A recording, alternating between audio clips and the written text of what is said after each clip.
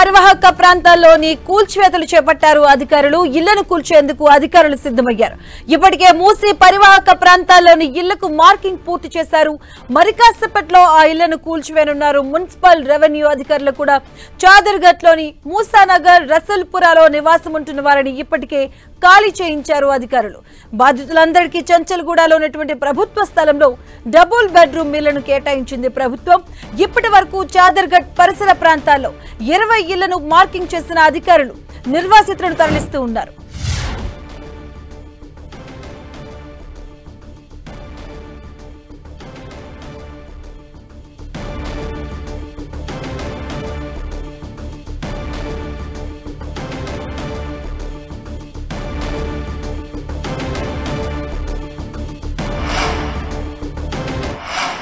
మూసీ పరివాహక ప్రాంతంలోని ఇళ్లను కూల్చివేతకు అధికారులు సిద్ధమయ్యారు. దానికి సంబంధించిన పూర్తి అప్డేట్స్ మా కరెస్పాండెంట్ కిరణ్ అందిస్తారు. కిరణ్,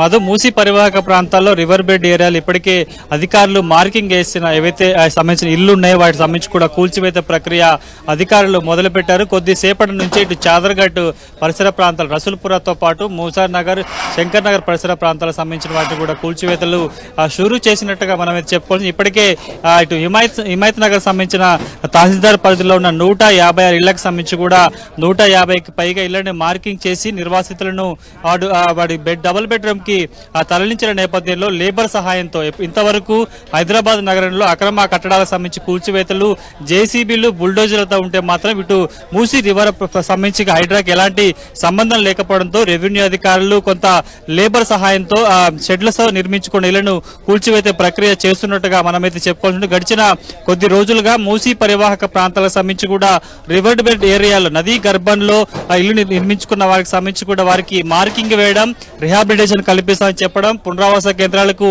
వెళ్లేందుకు ఒప్పుకున్న తర్వాత కూడా కూల్చివేతల కార్యక్రమం చేస్తున్నట్టుగా మనమైతే చెప్పుకోవాల్సి ఉంటుంది. ఇక ఇప్పటికే మూసీ పరివాహక ప్రాంతాలకు సంబంధించిన నిర్వాసితులకు సంబంధించి పెద్ద ఎత్తున నిరసనలు, ఆందోళన వ్యక్తం అవుతున్న నేపథ్యంలో పాత బస్సులోనే ఎక్కువ నిర్వాసితులు రివర్ బెడ్ ఏరియాలో ఉన్న వారికి సంబంధించి వారు కూడా అటు నిర్వాసితుల పునరావాస కేంద్రాలకు వెళ్లేందుకు ఒప్పుకున్న చోటు సంబంధించి కూడా కూల్చివేతలు ప్రారంభిస్తున్నట్టుగా మనమైతే చెప్పుకోవాల్సి ఉంటుంది. మొదటి నుంచి కూడా మూసాపేట్, మూసానగర్ తో పాటు రసూల్పురా, శంకర్ నగర్ సంబంధించిన ఏరియాలో కూడా ఇప్పటికే వారు స్వచ్ఛందంగా అటు ఒప్పుకోవడం, వారు పునరావాస కేంద్రాలకు వెళ్లడంతో రెవెన్యూ అధికారులకు తిరిగి మరొకసారి పునరావాసం కల్పించిన నిర్వాసితులంతా తిరిగి మళ్ళీ వాళ్ళు ఏర్పాటు చేసుకున్న ప్రాంతాలకి రాకుండా ఉండేందుకు ముందస్తు చర్యల్లో భాగంగా కూల్చివేతలు చేస్తున్నట్టు మనం చెప్పి. ఎందుకంటే గడిచిన కొన్నేళ్ల క్రితం గత ప్రభుత్వాలు కూడా అప్పట్లో మూసీ రివర్ బెడ్, మూసీ పరివాహక ప్రాంతాలకు సంబంధించిన ఇళ్లకు సంబంధించి కూడా ఒక చోట వాళ్ళకి పునరావాసం కల్పిస్తే కొన్నేళ్ల తర్వాత తిరిగి వచ్చి మళ్ళీ రివర్ బెడ్ ఏరియాలో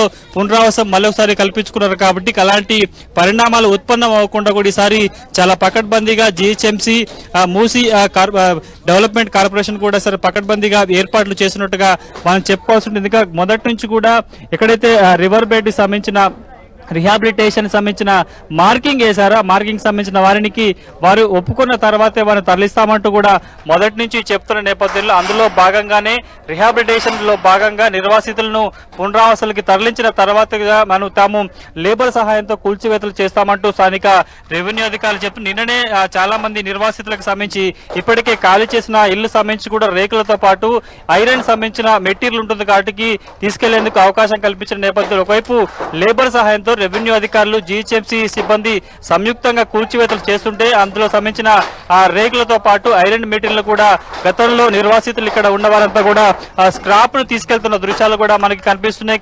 ఇప్పటికే ఇటు హిమాయత్ నగర్ సంబంధించిన రెవెన్యూ పరిధి సంబంధించి కూడా 150 సంబంధించి మార్కింగ్ వేశారు. కాబట్టి తొలి దశలో భాగంగా మూసార్ నగర్ సంబంధించి కావచ్చు, శంకరంపేట, ఇటు అదేవిధంగా రసూల్పుర ప్రాంతాల్లో కూడా కూల్చివేతలు ప్రారంభించడం కూడా చెప్పుకోవాల్సి ఉంటుంది. వీటి తర్వాత పూర్తిగా చదును చేసే అవకాశం కనిపిస్తుంది. ముందుగా అయితే 40 మంది లేబర్ సహాయంతో శంకర్ నగర్, రసూల్పురా, అటు మిగతా ప్రాంతాలకు సంబంధించి కూడా ప్రస్తుతానికి అయితే వాటిని కూల్చివేస్తున్నారు. ప్రస్తుతానికి తొలి దశలో అధికారులు కూల్చివేస్తున్న నిర్వాసితులకు సంబంధించి ఏవైతే అక్రమ నిర్మాణాలు ఇవన్నీ కూడా కేవలం రేకులతో పాటు ఇతర వాటితో కన్స్ట్రక్షన్ చేసుకునే వాటికి ఈజీగా లేబర్ సహాయంతో కూల్చివేసే అవకాశం ఉండడంతో కూడా మొదటి విడతలో భాగంగా ఎక్కువ మంది లేబర్ ని ఉపయోగించి రేకులతో పాటు గోడలను కూడా తొలగిస్తున్న దృశ్యాలు అయితే మనకైతే కనిపిస్తున్నాయి. దశల వారీగా ఈ రోజు సుమారుగా 100కు పైగా ఇళ్లను కూల్చివేసేందుకు టార్గెట్ గా అధికారులు పెట్టుకున్నట్టుగా తెలిసింది. ఎక్కడైనా అవాంఛనీయ ఘటనలు చోటు చేసుకుని ఉండేందుకు ముందస్తు చర్యల్లో భాగంగా ఇటు కూల్చివేతలు జరుగుతున్న శంకర్ నగర్ తో పాటు రసూల్పురా వంటి ఏరియాల మూసార్ నగర్ ప్రదేశం వంటి ఏరియాలో కూడా కొంత పోలీసుల బందోబస్తు అవుతుంది. స్వచ్ఛందంగా నిర్వాసితులు ఒప్పుకున్నారు కాబట్టి తిరిగి ఇక్కడికి వచ్చి ఆవాసం ఏర్పడకుండా ఉండేందుకు మాత్రమే తాము కూల్చివేతలకు లేబర్ సహాయంతో చేస్తున్నామంటూ అధికారులు చెప్తున్న దృశ్యాలు ఏమైనా కనిపిస్తున్నాయి. కొద్దిసేపటి క్రితం స్థానిక ఎంఆర్ఓ చాదర్ఘట్ పరిసర ప్రాంతాలకు వచ్చి కూడా అక్కడ లేబర్ కి ఏ ఇళ్లను కూలగొట్టాలి, మార్కింగ్ చేసిన ఇళ్లకు కూలగొట్టాలంటూ కూడా స్థానిక అధికారులకు ఆదేశాలు జారీ చేసి తిరిగి వెళ్లిపోయిన నేపథ్యంలో ప్రస్తుతానికైతే కూల్చివేతలు కొనసాగుతున్నట్టుగా చెప్పాల్సి ఉంటుంది.